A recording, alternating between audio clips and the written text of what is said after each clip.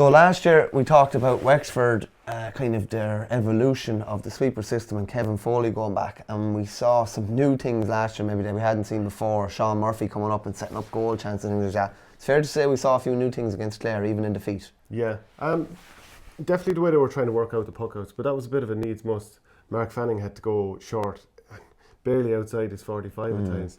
That was really, really hard going. I thought it was actually interesting what Clare did.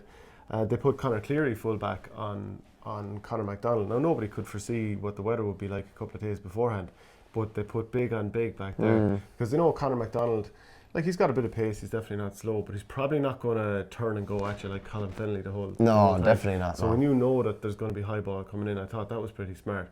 But what else did you like about what you saw at Wexford? Just even the free in the middle of the pitch, like when, like Paddy Foley had a free in the middle of the park that normally he'd go for every day of the week, but there was no way. It'd be lucky to reach the 21. So he was standing over the free and he was doing this weird like tossing of his hurl like a tennis player does with their racket, and then all of a sudden he makes a dart 15 yards away. Someone pulls the ball over to him. He has the ball in his hand now. They work it into Paul Morris, who wins a free.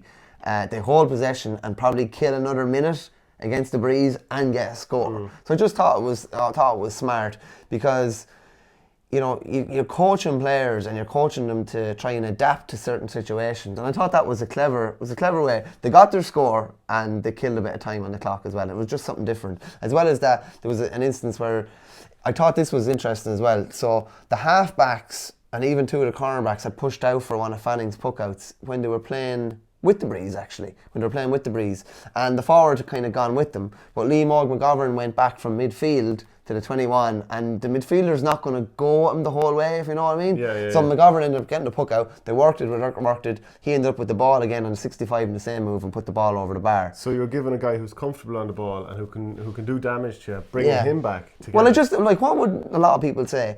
Let the cornerback have it. He doesn't want it from a sharp puck out. So now we'll try and get someone who definitely does want the ball on the puck out. So I just think it's smart.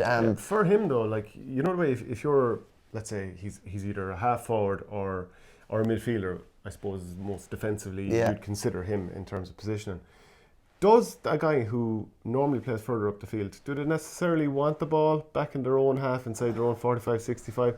Is the dynamic not different? Are you a little bit like, the flip side of a defender in soccer, when he goes upfield he gets a nosebleed? Do you get the reverse of that when you get possession in an unusual part of the field? I tell you what, if he was turned over, he'd know all about it, and he mightn't go back again. And might only take once. It might only take once.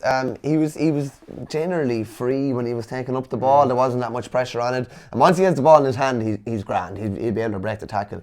But it's just something a little different. Like, I don't know whether you'll see things. I'd say you probably will see things like that in Championship and further down the line, but it just shows you that they're not going to stand still this year. They probably did stand still Davy's second year. I don't think they really changed that much at all, despite what he'll tell you. It didn't look like it was that much different. Last year was different, and you'd imagine this year will be different again. And throw Lee Chin and Matt O'Hanlon into that. And Dermot O'Keefe. Because I can see Matt O'Hanlon going up to contest puck outs the other end of the field at times. Yeah, without a doubt. We saw that last year when he was man marking Joe Canning.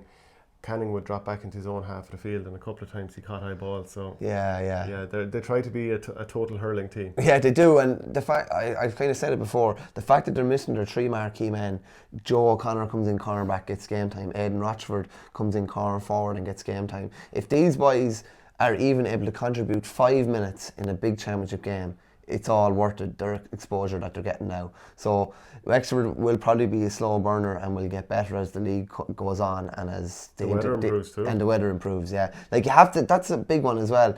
While Wexford Park, everyone says, is a fortress, Wexford's style necessarily isn't conducive to like a gale blowing down the middle of the field either. Like, so the style they're playing will always be, no more than the Limerick style, which is short, precision hurling. It's going to be more effective in the summertime. Yeah, well, Limerick successfully played winter hurling.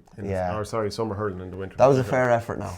It was a fair effort. Like, it broke down maybe once or twice, but like they're, wanting to do that, even in really pressurized situations. It's there's a fair confidence bordering on arrogance almost to be able to do that. Like, they back themselves. They do big time, yeah. And they're back in the style they're going to play in summer now. Yeah, but that's repetition in training, whereby you're constantly doing drills where you're moving and pucking the ball straight into each other's hand and getting used to someone being up behind you, tackling you. And as well as that, like, you know, like... Because they're like, I'm getting a stick pass with you that close to me. Yeah, no, that's a fact, yeah. And it's not like, you know, 10 years ago, it was a straight line. Everything was straight line. Like, everything they're doing is, you know, it's so dynamic. It's at all sorts of weird, crazy angles, just like it is in the game.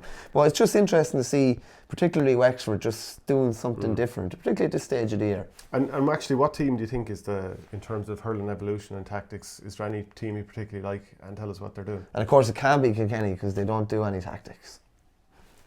Thanks for watching Our Game. Don't forget to like and share the videos, and if you're new to the channel, hit subscribe.